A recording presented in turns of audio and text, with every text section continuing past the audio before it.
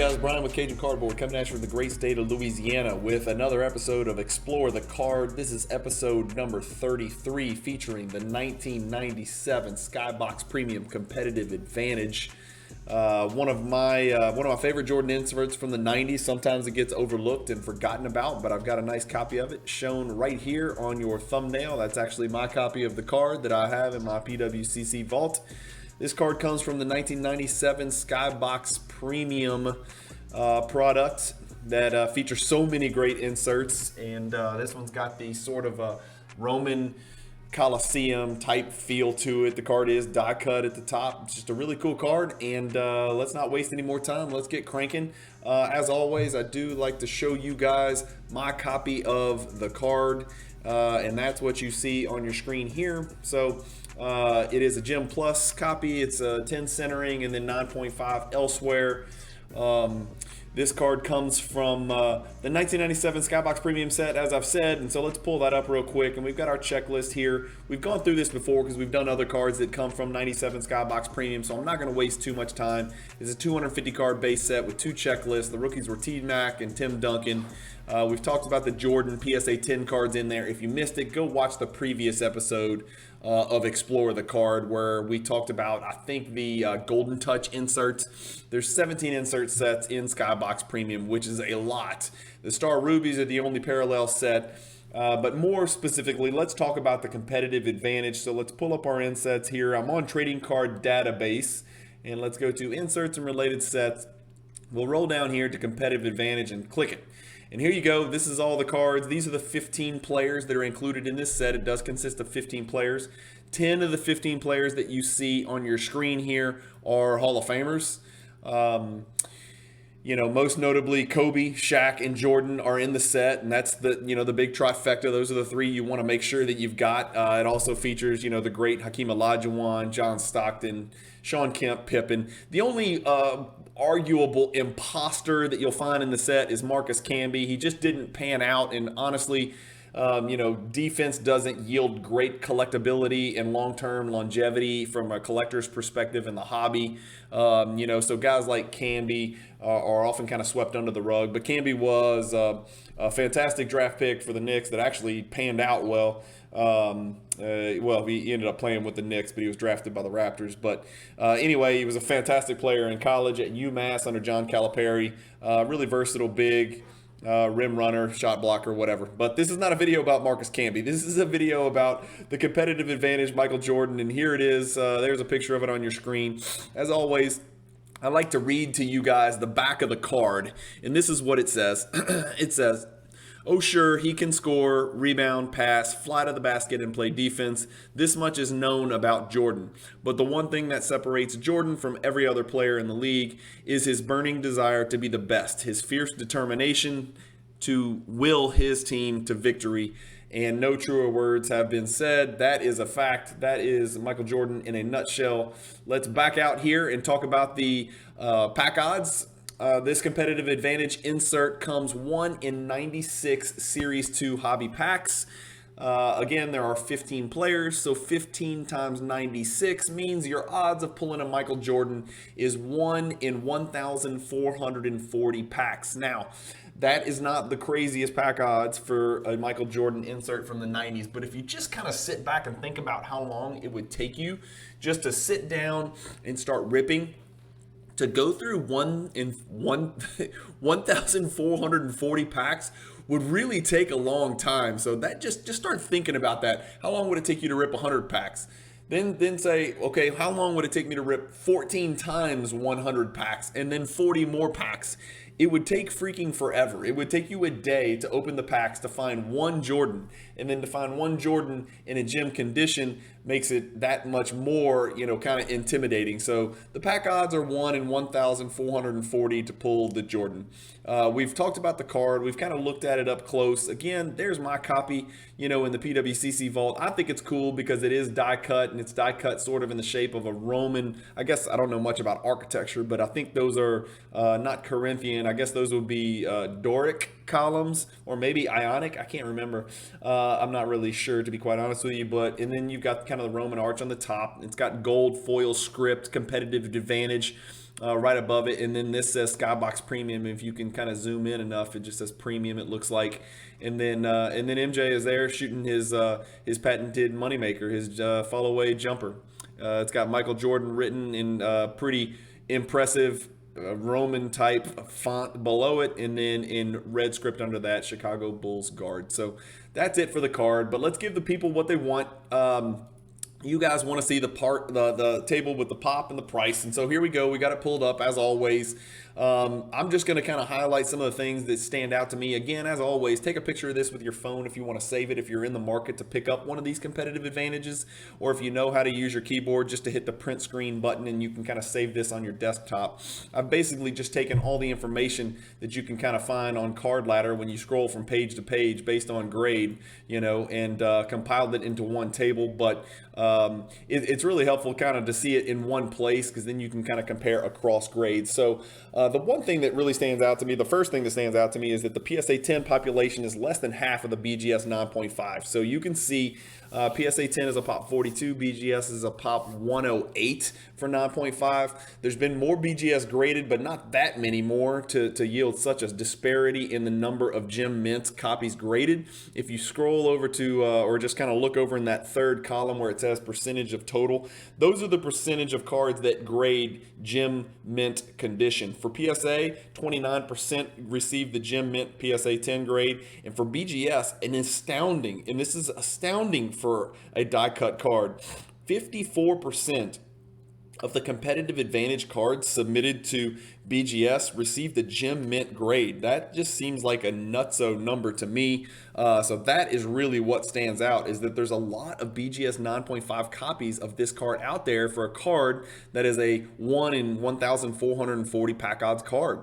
If you combine the BGS 9.5 and the BGS 9, you get 85% mint or better grades with BGS. So you got a 85 out of 100 chance of getting a mint or better grade when you submit this competitive advantage card in a raw condition to BGS. That seems like a crazy high number.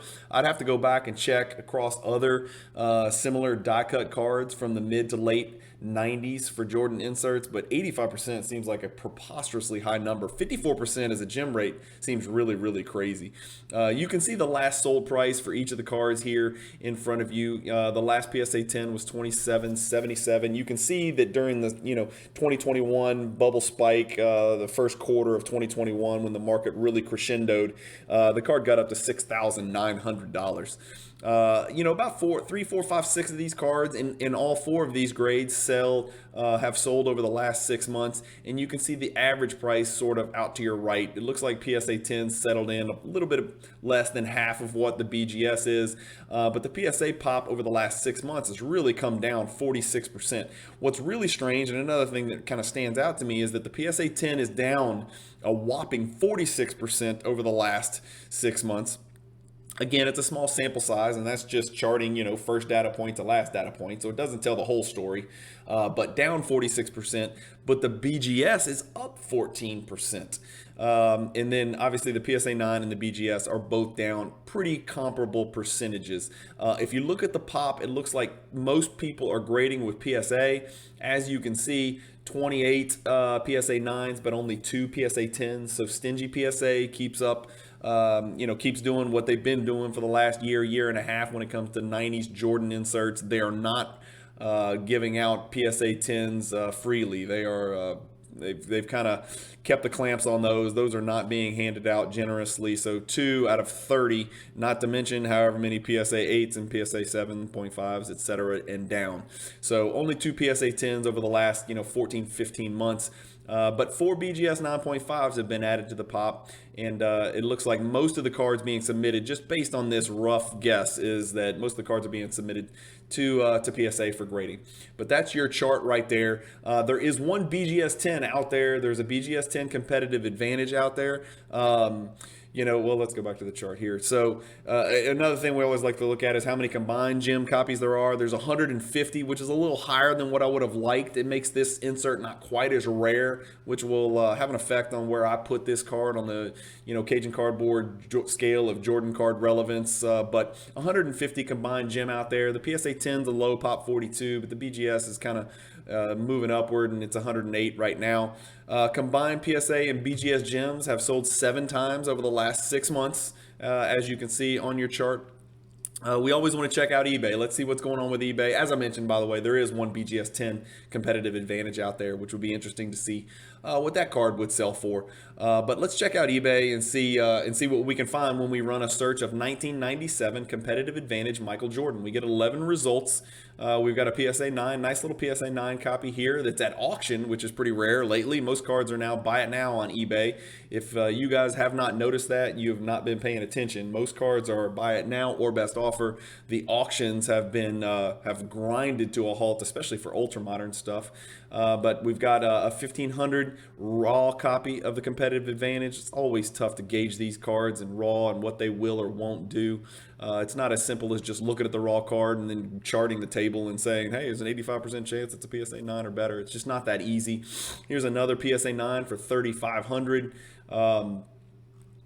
Here is a PSA 7 for $1,000 or best offer. Here's a mixed lot that doesn't include a Jordan competitive advantage, so scratch that one from our results. Another PSA 9, another PSA 9, both of those about 1,900 or 2,000. Here's a really cool competitive advantage set lot framed. That's pretty cool right there. They're all raw condition, but $3,150 for that set is pretty cool. I haven't run the comps to figure out what that is. It's probably pretty significantly overpriced if I had to guess, considering most of these are pretty affordable outside of Jordan and Kobe. Even Shaq is not all that expensive.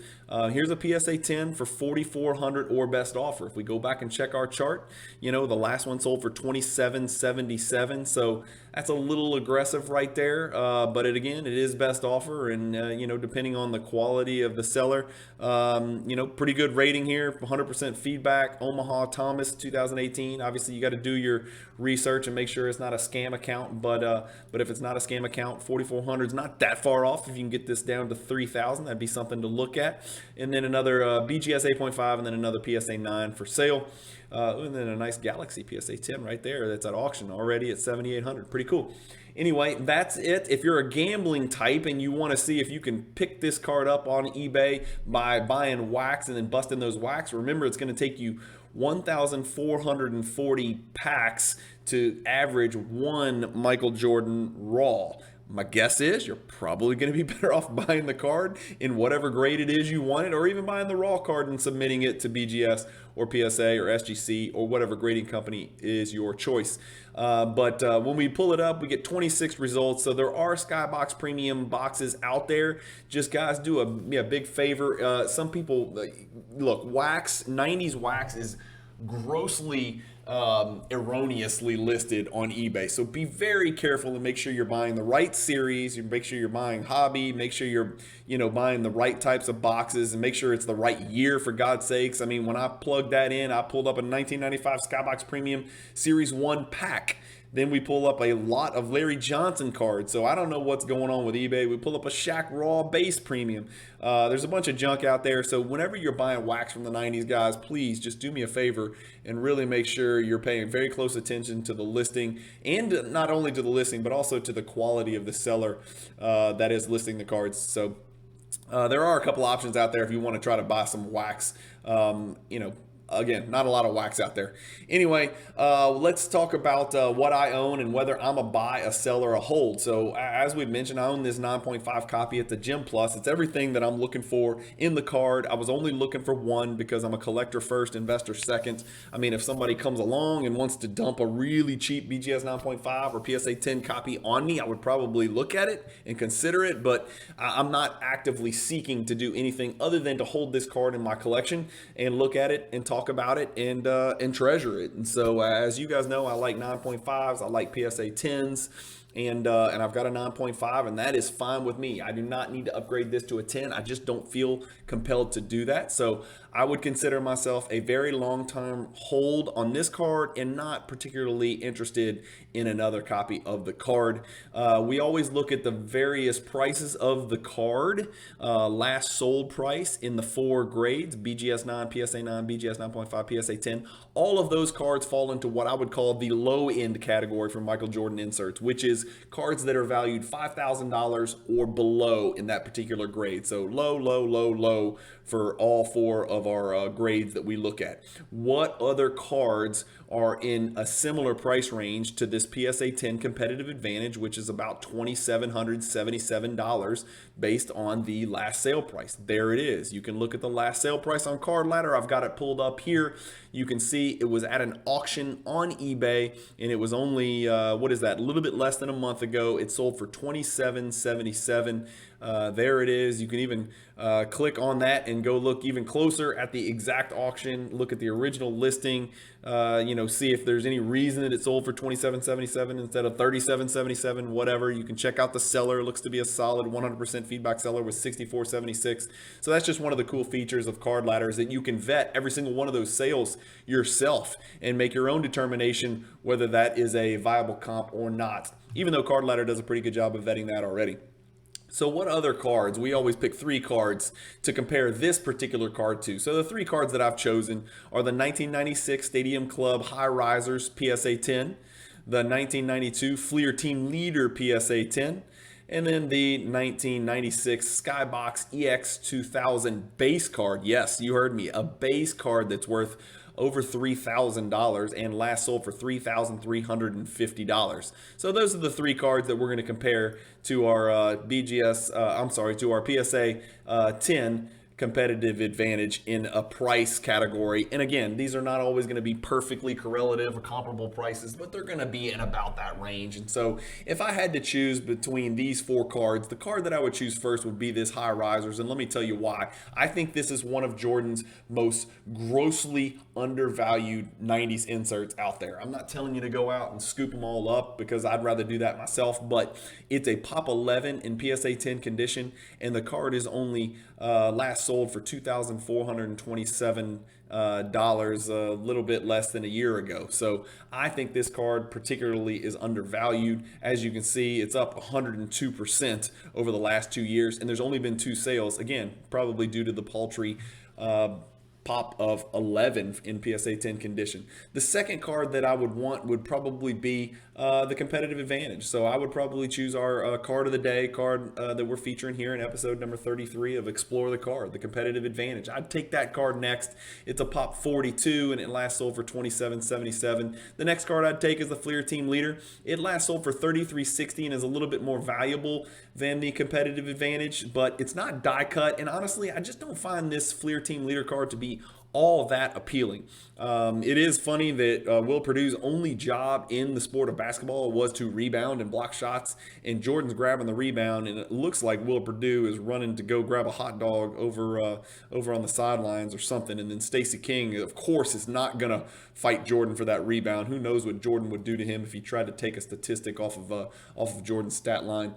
The next card that I would be interested in, the last card, would be the Fleer EX 2000 base, which is not a slight of this card, because this card is absolutely beautiful. It does not look anything like a typical 90s Jordan base card. For those of you who are familiar with that Skybox EX 2000 set from 1996, it's just a beautiful set. And for a base card to be only Pop 41, you know it's not a highly printed set, right? And that card's actually up also over the last 2 years, 11.67%. So ironically, I think every single one of these cards is up over the last 2 years. Yeah, every single one of these cards has increased in value over the last 2 years. So that's a good sign as well.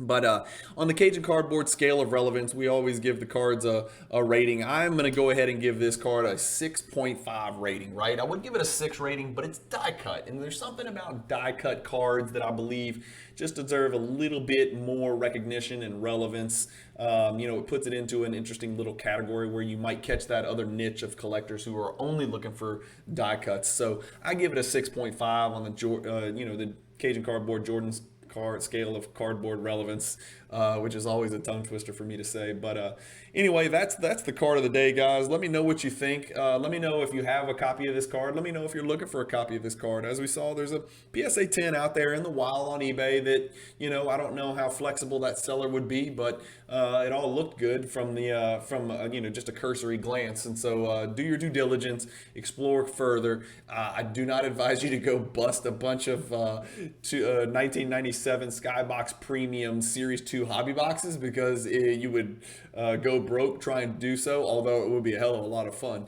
But anyway, that's it for episode number 33, guys. Thank you guys for watching. Keep collecting, stay positive in the hobby, and peace.